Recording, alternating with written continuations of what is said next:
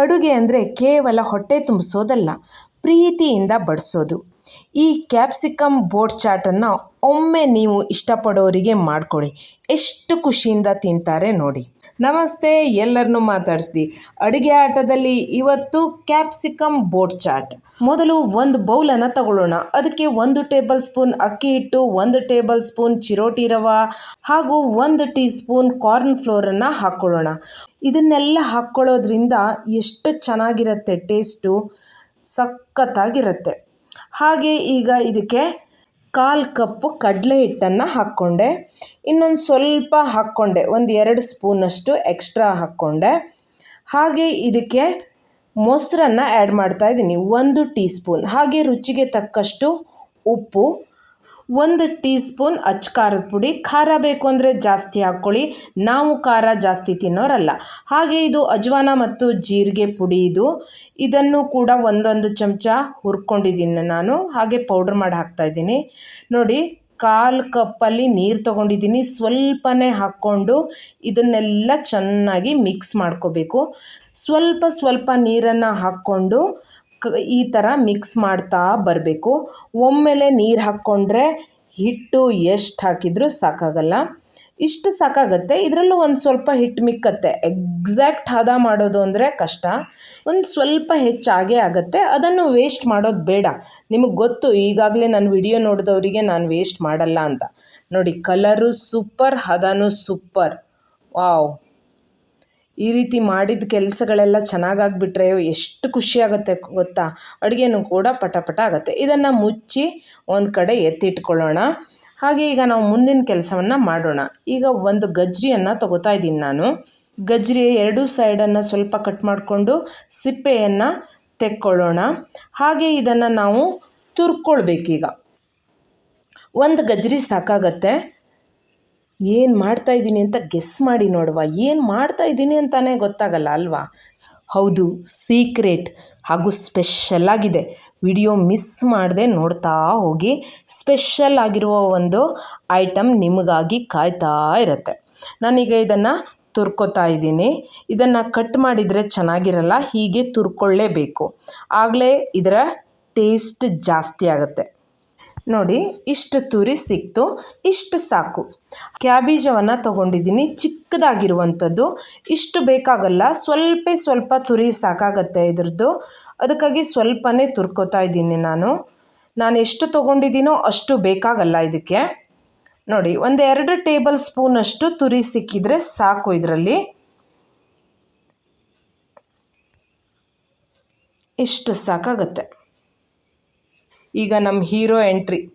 ಈರುಳ್ಳಿಯನ್ನು ಕಟ್ ಮಾಡ್ಕೋಬೇಕು. 2 ಸೈಡ್ ಈ ಥರ ಕಟ್ ಮಾಡಿಕೊಂಡು ಸಿಪ್ಪೆ ತೆಕ್ಕೊಂಡು ಇದನ್ನು ಕಟ್ ಮಾಡ್ಕೋಬೇಕು. ನಾನು ಇದನ್ನು ಚಾಪರಿಗೆ ಹಾಕಿಬಿಡ್ತೀನಿ. ಇದು ಚಿಕ್ಕದಾಗಿ ಕಟ್ ಮಾಡಿಕೊಡತ್ತೆ. ಇದಕ್ಕೆ ಚಿಕ್ಕದಾಗಿ ಕಟ್ ಮಾಡಿದ್ರೇ ಟೇಸ್ಟ್ ಜಾಸ್ತಿ. ಹಾಗೆ ತುರ್ಕೊಂಡಿರೋದು, ದೊಡ್ಡದಾಗಿ ಹೆಚ್ಕೊಂಡಿರೋದು, ಆ ಕಾಂಬಿನೇಷನ್ನೇ ಸೆಟ್ ಆಗಲ್ಲ. ಅದಕ್ಕಾಗಿ ಚಿಕ್ಕದಾಗಿ ಹೆಚ್ಕೋಬೇಕು. ಹೊರಗೆ ಮಳೆ ಸುರಿತಾ ಇದೆ, ಮನೆ ಒಳಗೆ ನಾವು ಬೋಟ್ ಓಡಿಸೋಣ. ಈಗ ಮಳೆಗಾಲದ ಸ್ಪೆಷಲ್ ಕ್ಯಾಪ್ಸಿಕಮ್ ಬೋಟು 10 ನಿಮಿಷದಲ್ಲಿ ರೆಡಿ ಮಾಡ್ಬೋದು. ವಾವ್, ಕಲರ್ಫುಲ್ ಆಗಿರುವಂಥ ಬೋಟ್ ಇದು. ಈಗ ನಾನು ಇದನ್ನು ಚಾಪರಿಗೆ ಹಾಕ್ಕೋತಾ ಇದ್ದೀನಿ. ಬೋಟನ್ನು ಕಲರ್ಫುಲ್ ಮಾಡಬೇಕಲ್ಲ, ಅದಕ್ಕಾಗಿ ಬೇರೆ ಕಲರನ್ನು ಹಾಕಬೇಕಲ್ಲ. ಈಗ ಟೊಮೆಟೊವನ್ನು ಆ್ಯಡ್ ಮಾಡ್ಕೊಳ್ಳೋಣ. ಟೊಮೆಟೊವನ್ನು ಕೂಡ ನಾನು ಚಾಪರಿಗೆ ಹಾಕಿಬಿಡ್ತೀನಿ. ಕೆಲಸ ಎಲ್ಲ ಬೇಗ ಮುಗ್ದೋಗ್ಬಿಡತ್ತೆ. ಚಾಪರಿಗೆ ಇಡೀ ಹಣ್ಣನ್ನೇ ಹಾಕೋಕ್ಕಾಗಲ್ಲ, ಹೀಗೆ ದೊಡ್ಡ ಪೀಸ್ ಮಾಡಿಕೊಂಡು ಹಾಕ್ಕೋಬೇಕು. ಎಷ್ಟು ಚಿಕ್ಕದಾಗಿ ಕಟ್ ಮಾಡಿಕೊಡ್ತು ನೋಡಿ, ಇಷ್ಟು ಸಾಕು. ಈಗ ಕೊತ್ತಂಬರಿ ಸೊಪ್ಪನ್ನು ನಾವು ಹೆಚ್ಕೊಳ್ಳೋಣ. ಚಿಕ್ಕದಾಗಿ ಹೆಚ್ಕೋಬೇಕು ಇದನ್ನು ಕೂಡ. ಇದು ಅಷ್ಟೇ, 1 ಟೇಬಲ್ ಸ್ಪೂನಷ್ಟಿದ್ರೆ ಸಾಕು. 8-10 ಎಸಳನ್ನು ತಗೊಂಡು ಹೀಗೆ ಚಿಕ್ಕದಾಗಿ ಕಟ್ ಮಾಡ್ಕೋಬೇಕು. ಮಳೆಗಾಲದಲ್ಲಿ ಬಿಸಿ ಸ್ನ್ಯಾಕ್ಸ್ ತಿನ್ನೋ ಮಜಾನೇ ಬೇರೆ.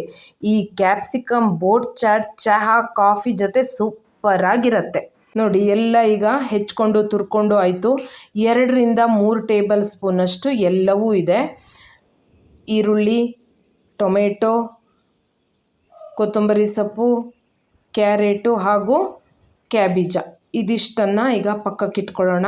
ಈಗ ಮೇನ್ ಆಗಿ ನಮಗೆ ಬೇಕಾಗಿರೋದು ಕ್ಯಾಪ್ಸಿಕಮ್ಮನ್ನು ಬೋಟ್ ಶೇಪಲ್ಲಿ ನಾವು ಕಟ್ ಮಾಡ್ಕೋಬೇಕು. ಒಂದು ಕ್ಯಾಪ್ಸಿಕಮ್ಮಲ್ಲಿ 4 ಪೀಸ್ ಮಾಡ್ಕೋಬೇಕು. ನೋಡಿ ಅಲ್ಲಿ ಮಾರ್ಕ್ ಇರುತ್ತಲ್ಲ, ಅದೇ ಮಾರ್ಕಿಗೆ ನಾವು ಕಟ್ ಮಾಡಿದರೆ ಕ್ಯಾಪ್ಸಿಕಮ್ ಬೋಟ್ ನಮಗೆ ಸಿಕ್ಕೇ ಬಿಡತ್ತೆ. ಅಲ್ಲಿಗೆ ಅರ್ಧ ಕೆಲಸ ನಮ್ಮದು ಸಕ್ಸಸ್ ಆದ ಹಾಗೆ. ಸಿಟ್ಟಲ್ಲಿ ಕೆಲಸ ಮಾಡಲಿಕ್ಕೆ ಹೋದರೆ ಬೋಟು ಒಡೆದೇ ಹೋಗುತ್ತೆ. ನಿಧಾನವಾಗಿ ನಾವು ಕಟ್ ಮಾಡ್ಕೋಬೇಕು. ನೋಡಿ ಯಾವ್ಯಾವ ರೀತಿ ಕಟ್ ಮಾಡ್ಬೋದು ನಿಧಾನಕ್ಕೆ ಅಂತ ನಾನು ತೋರಿಸ್ಕೊಡ್ತಾ ಇದ್ದೀನಿ. ಈಗಾಗಲೇ ಗೊತ್ತಾಗಿದೆ, ನಾನು ಒಂದು ಕ್ಯಾಪ್ಸಿಕಮನ್ನು ಕಟ್ ಮಾಡಿ ಇಟ್ಟಿದ್ದೀನಿ. ಬೋಟ್ ಥರನೇ ಆಲ್ರೆಡಿ ಕಾಣಿಸ್ತಾ ಇದೆ. ಮಕ್ಕಳು ಹೊರಗಡೆ ಕಾಗದದಲ್ಲಿ ಬೋಟ್ ಮಾಡಿ ನೀರಲ್ಲಿ ತೇಲಿಸ್ತಾ ಇದ್ದರೆ, ನಾವು ಕಲರ್ಫುಲ್ಲಾಗಿರುವಂಥ ಬೋಟನ್ನು ಮಾಡಿ ಎಣ್ಣೆಯಲ್ಲಿ ತೇಲಿಸೋಣ. ಈಗ ಯಾವುದು ಹೆಚ್ಚು ಖುಷಿ ಕೊಡುತ್ತೆ ಅಂತ ನೋಡುವ. ಖಂಡಿತ ಎರಡೂ ಖುಷಿ ಕೊಡುತ್ತೆ, ಮಕ್ಕಳಿಗೂ ದೊಡ್ಡವರಿಗೂ. ನೋಡಿ ನೀಟಾಗಿ ಒಳಗಡೆ ಇರೋದನ್ನೆಲ್ಲ ನಾನು ತೆಕ್ಕೋತಾ ಇದ್ದೀನಿ. ಇದು ಯಾವುದನ್ನು ಕೂಡ ವೇಸ್ಟ್ ಮಾಡಬೇಡಿ. ನಾವು ಯಾವುದನ್ನು ವೇಸ್ಟ್ ಮಾಡೋರಲ್ಲ ಬಿಡಿ ಅಲ್ವಾ. ಸರಿ, ನೀಟಾಗಿ ತೆಕ್ಕೊಳ್ಳಿ. ನೋಡಿ ಬೋಟ್ ಶೇಪಲ್ಲೇ ಕಾಣಿಸ್ತಾ ಇದೆ. ಎಷ್ಟು ಚೆನ್ನಾಗಿ ಬಂತು ಅಂತ. ನನಗೆ ಗೊತ್ತು ಎಲ್ಲರಿಗೂ ಕೂಡ ಅಡುಗೆ ಆಟ ಇಷ್ಟ ಆಗ್ತಾ ಇದೆ. ಇಲ್ಲಿಯ ರೆಸಿಪಿಗಳನ್ನು ನೀವು ಕೂಡ ಮಾಡ್ತಾ ಇದ್ದೀರಿ, ಹಾಗೆ ನಿಮ್ಮ ಅಭಿಪ್ರಾಯಗಳನ್ನು ತಿಳಿಸ್ತಾ ಇದ್ದೀರಿ. ನನಗೆ ತುಂಬ ಅಂದರೆ ತುಂಬ ಖುಷಿ ಇದೆ ಇದ್ರ ಬಗ್ಗೆ.